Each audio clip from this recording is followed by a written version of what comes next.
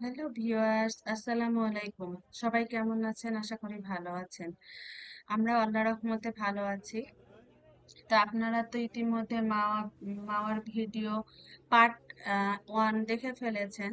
তো আজকে আমি পার্ট 2 ভিডিওটা নিয়ে আপনাদের সামনে চলে আসলাম। তো আমরা গত কোরবানি ঈদের পরের দিন মাওয়া গিয়েছিলাম।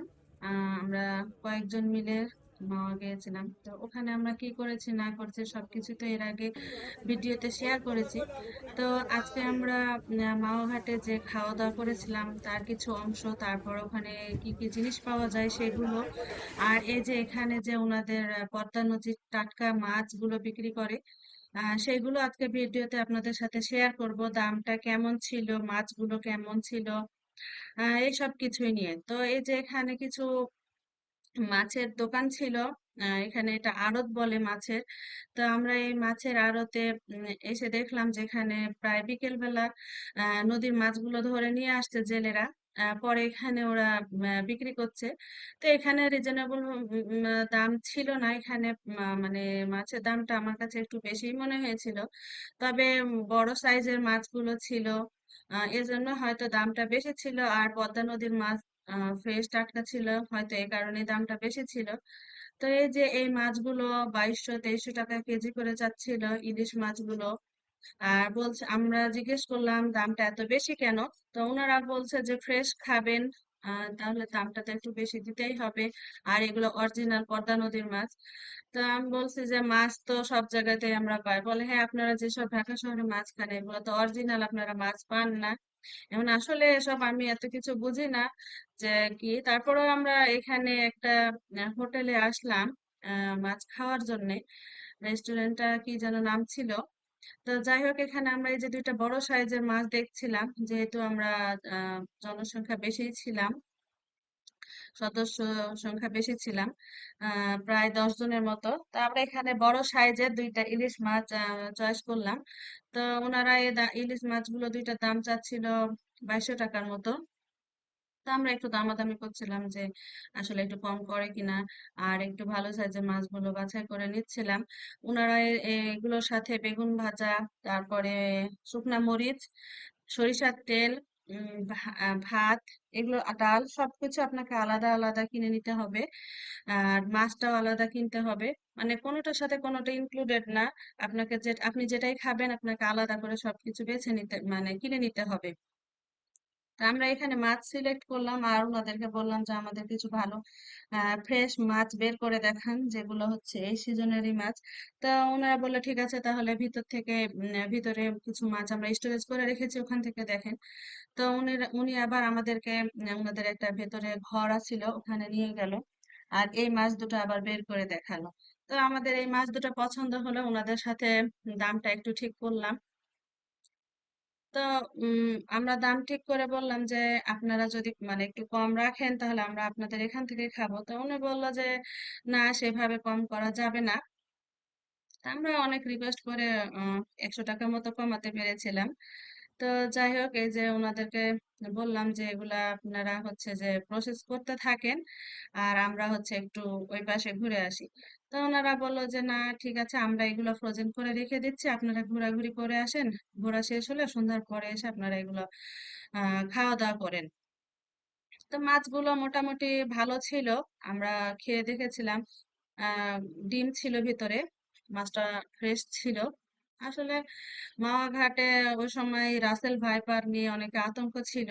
তা আমরাও ভয়ে ভয়ে ছিলাম। তা আমরা সেভাবে আহ পদ্মা নদীর ধারে যাই নাই, কিংবা ঝোপঝাড় জঙ্গলে ওভাবে বাচ্চারা যেহেতু ছিল ওভাবে আমরা যাই নাই। শুধু ওই যে আপনারা তো প্রথম ভিডিওতে দেখছেন নৌকাগুলো ছিল, তো আমরা ওই নৌকাগুলোতে জাহাজগুলোতে উঠছিলাম। আর যেহেতু রাসেল ভাইপারের ওই সময় একটা আতঙ্ক ছিল, তো এই জন্য বাচ্চাদেরকে নিয়ে আমরা নিরাপদ স্থানেই ছিলাম। আর এই তো খাওয়া দাওয়া করে আমরা হচ্ছে যে ওখান থেকে ওই দিনের মতো মাওয়া ঘাটের ঘোরাঘুরি শেষ করে চলে এসেছিলাম। ঈদের মধ্যে আসলে ঢাকা শহরে থেকে কোথায় যাব, আর মাওয়া ঘাটে অনেকদিন থেকে যাওয়ার ইচ্ছা ছিল। সেজন্য ভাবলাম যে এই ঈদের ছুটিতেই মাওয়া ঘাট থেকে ঘুরে আসি।